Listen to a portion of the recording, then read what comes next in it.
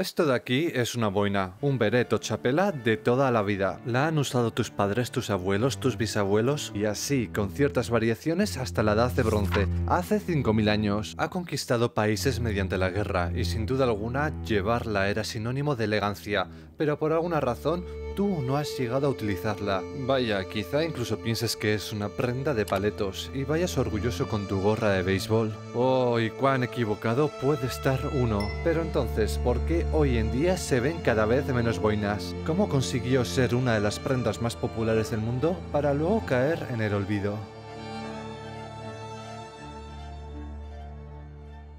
La realidad es que la boina, en su forma actual, estereotipada y masificada, tiene su origen en el Bearn, una región limítrofe al País Vasco francés, de la cual hablaremos luego. Su nombre común actual, eso sí, se remonta al siglo XIX y tiene su origen en el poblado vasco-francés de Biarritz. Napoleón III y su esposa andaluza, la emperatriz Eugenia de Montijo, quedaron prendados del lugar, convirtiéndolo en su resorte de vacaciones. La zona cogió mucha fama dentro de Francia, y como la mayoría de los lugareños llevaban boina, Napoleón la naturalizó como vasca. Y vaya, ¿quién iba a contradecir al emperador? La gran mayoría de fabricantes han contribuido a difundir esta noción utilizando, en marcas, etiquetas y anuncios, las especificidades gráficas del folclore vasco, como banderas, escudos, tipografías o elementos visuales típicos. Pero si realmente queremos descubrir el origen de la boina, tenemos que irnos miles de años atrás. No os voy a aburrir con historia antigua. Simplemente contaros que tenemos vestigios del uso de boinas de Dinamarca, Sicilia, desde la Edad de Bronce. ¿Cómo serían entonces? Pues bastante parecidas a las actuales. Elaboradas con fieltro de lana, eso sí, pero con una forma bastante redondeada. Un ejemplo claro se podría observar en esta vajilla de bronce encontrada en Eslovenia. Los romanos también utilizaban el petaso, un sombrero de lana con cierta semejanza a un beret, salvando las distancias, claro. El uso de la boina parece haber sido continuo en Europa, o al menos encontramos patrones similares, sobre todo acercándonos más al medievo. Su representación gráfica más explícita la encontramos ya en el siglo XIII, en la corte de Alfonso el Sabio. Pero ¿por qué se han utilizado durante tanto tiempo? ¿Cuáles son sus beneficios? Dejamos la estética a un lado, de eso hablaremos después.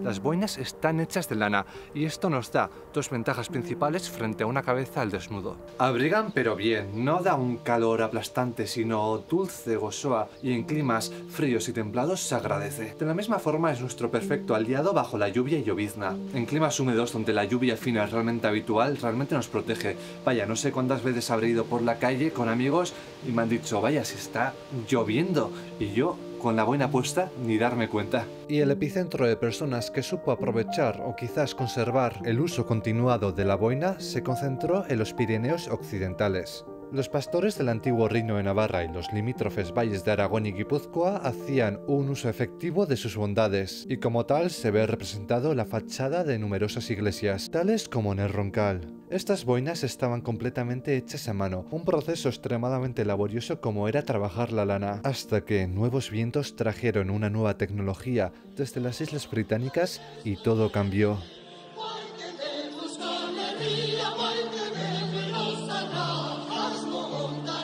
Antes hemos hablado del Bearn, una región que se encuentra a las faldas del Pirineo, y en la cual el berret, como ellos lo llaman, era prenda típica. Con la llegada de la producción industrial fueron los primeros en maquinizar la fabricación de boinas, fabricándose de forma masiva desde principios del siglo XIX. Este hecho se sumaría a otro violento evento que expandiría estas prendas en un nuevo horizonte. En 1833 empezaría en España una de las guerras más influyentes que marcarían su futuro, la Carlistada. Una guerra de sucesión por el trono de Fernando VII entre su hija Isabel, apoyada por los liberales, y su hermano Carlos, defensor del antiguo régimen. Este conflicto tendría especial relevancia en las zonas vasconavarras, fervientes cuarteles por la causa tradicional, exceptuando las ciudades. Pensémoslo, desde la España liberal buscaban un modelo centralista a la francesa. Básicamente querían eliminar los fueros y antiquísimas tradiciones y unificar y estandarizar el país, ignorando su historia y esencia. Y sabiendo que aquí nuestra vieja ley es sagrada, no se extraña que muchos vasconavarros hicieran una con la causa de Carlos. Y aquí surge uno de los personajes más ilustres que ha dado nuestra tierra, don Tomás de Zumalacárregui.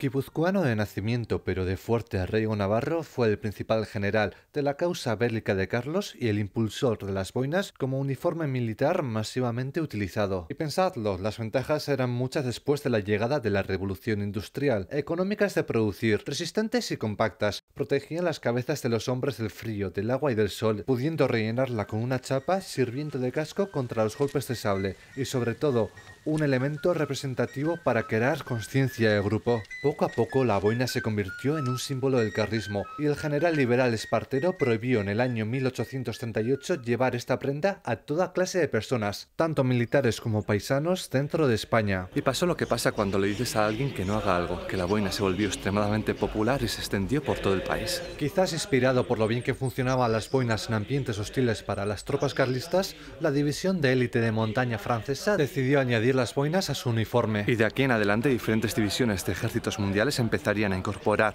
la chapela como parte complementaria de su atuendo, adaptando su forma como en el caso británico o estadounidense. Pero la boina no saltó solo al mundo militar. Desde hace un tiempo ya, quizás desde el Renacimiento, era portada por numerosos artistas. Un toque elegante y bohemio para sus personalidades. Y tanto como con la revolución industrial se masificó en el campo, también se masificó en las ciudades. A principios del siglo XX se puso bastante de moda y muchos personajes ilustres empezaron a usarla. Ya no solo era una prenda para abrigar nuestras cabezas, sino un símbolo de elegancia y clase.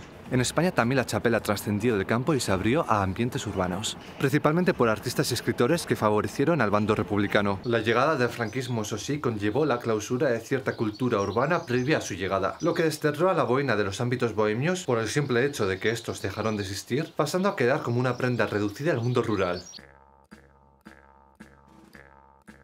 Eventualmente llegaría el éxodo rural y millones de personas abandonarían el pueblo, el campo, para irse a las ciudades, todos con las boinas puestas, claro, y a partir de ese momento empezarían a relacionar en las urbes las chapelas con el campesino. Acercándonos a la transición y a la democracia empezó a esparcirse una leyenda negra respecto al hombre rural, que tan afianzado a su forma de vida no hacía mucho caso a los políticos. El nuevo relato creado para el cine y la literatura mostraba comúnmente a la persona rural como miserable y paleta, y la boina, como no, se convirtió en imagen y representación de ese atraso. Y para rematar a la boina en los años 80 con la revolución agraria, objetos y maquinaria de producción industrial empezaron a dominar el campo. La boina había que comprarla ahora en la ciudad y ya no eran tan económicas.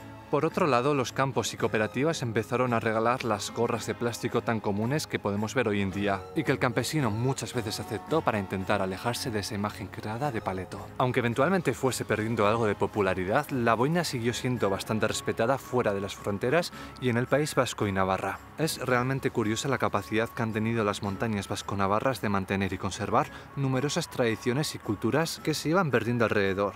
La chapela es una de ellas y aunque su uso en la calle se vaya perdiendo, sigue teniendo especial relevancia en el uso festivo y cultural. Por ejemplo, aquí los galardonados por un premio o evento y los campeones de alguna competición tienen costumbre de recibir una chapela conmemorativa, significando la palabra chapeldún, poseedor de la boina, ganador. Y lo mismo pasa con nuestros eventos tradicionales y ropajes festivos. Una boina nunca puede faltar en nuestras cabezas. Pero hoy en día, ¿cómo se elaboran estas boinas? Es curioso porque aún después de toda la maquinaria introducida en el proceso, sigue siendo una prenda muy artesanal. Nuestras boinas pasan y se trabajan por numerosas manos. Estamos en Bayona visitando a Le Verre Francais, la heredera de una antigua fábrica de boinas vascas, o así la llamaban ellos. Estos trabajadores han hecho un esfuerzo titánico para seguir con el legado, y gracias a ello han conseguido conservar numerosos parches vintage para sus boinas de mejor calidad que llevaban décadas en el olvido.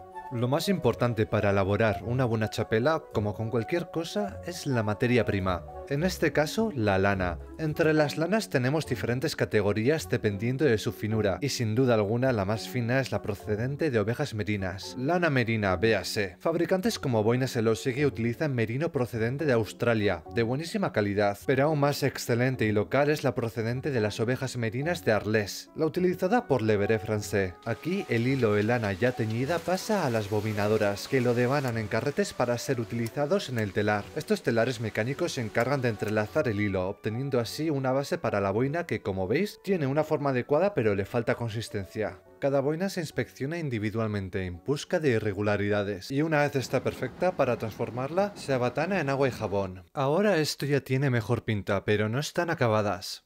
Para que tengan una forma y tamaño firmes, las boinas se colocan en hormas de madera que las estiran y moldean en el proceso de secado. Finalmente, los operarios se encargan de igualar y alisar la lana, consiguiendo así una textura perfecta. Como no, una buena chapela requiere de su forro y parche singular. Un cosido por manos bien profesionales se encargará de rematarla. Y por cierto, este modelo de boina en concreto, Negua, se puede encontrar en nuestra página web. La calidad y el precio de la boina dependerá de varios factores, como el origen, el tipo de lana, la cantidad de esta y los acabados. Hoy en día podemos encontrar una boina simple a buen precio. Nosotros hemos decidido apostar por la calidad y los detalles, añadiéndoles un buen forro y parches propios a la ya de por sí excelente lana. Y yo con este vídeo quiero hacer un llamamiento. Olvida ese estereotipo mal impuesto respecto a la boina. Esto es un legado cultural que nos pertenece a todos. Claro que nos protege del campo. Es una prenda genial para ello. Pero no le quitemos valor a la elegancia que nos suma. Y si eres una persona joven, aún más importante, que no te avergüence utilizarla. Sabiendo llevarla vas a sacarle provecho a tu estilo. El uso de la boina está reviviendo y está en tu mano darle un impulso. Me da igual si coges la de tu abuelo, una de Losegui o una de las nuestras. Eso sí, me gustaría daros unas consideraciones a tomar en cuenta. A la hora de elegir una, verás también que en algunos casos vienen con badana. Esto podría ser interesante en caso de que sepamos la talla justa de nuestra cabeza, ya que te ofrecerá un ajuste exacto para tu circunferencia. De otras formas, con nuestras boinas no tendréis problemas porque se ajustan a la mayoría de cabezas desde los 55 centímetros a 60, ya que esta lana, bueno, pues es bastante maleable y es bastante cómoda también incluso en cabezas grandes. Algo a tener en cuenta con las boinas es su diámetro, su vuelo. Como veis, esta aquí es ligeramente mayor a esta otra, que como veis aquí sí que tiene badana.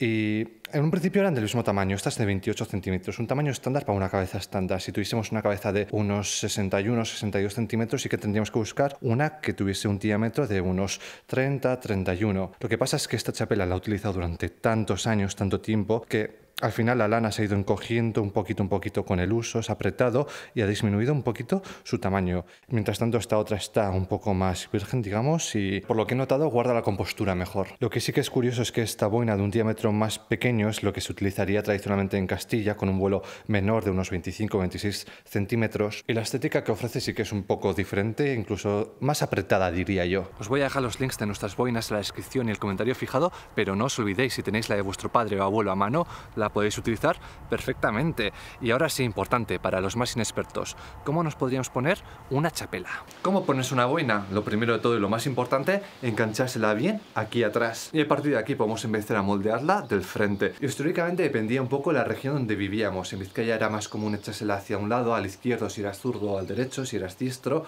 En Guipúzcoa parecido, pero ondulándola un poquito. Y sí que es cierto que también nos la podemos echar simplemente para adelante, si empieza a llover, doblarla ligeramente aquí arriba, pero mi forma favorita es simplemente una ligera inclinación que se agarre bien atrás y yo creo que así, más o menos, queda bastante bien. Esto sería la forma tradicional, pero al ser una prenda tan flexible le podemos dar mil formas, nos la podemos enganchar por adelante también, ser bastante flexibles y es la gracia de esta prenda que da mucho juego. Por favor, que no os engañe, la chapela, la boina no es de paletos, es una prenda muy nuestra y elegante y quizás tendremos que empezar a utilizarla un poquito más. Y oye, muchas gracias por llegar hasta el final del vídeo. Si os ha gustado, no olvidéis suscribiros y darle a la campanita, que muchos no la tenéis activada, y por aquí os van a salir una serie de vídeos sugeridos, algunos relacionados con la lana. Y ya, como siempre digo, eskerrik asko, ta hurrengo arte. Nos vemos en el siguiente vídeo. Agur.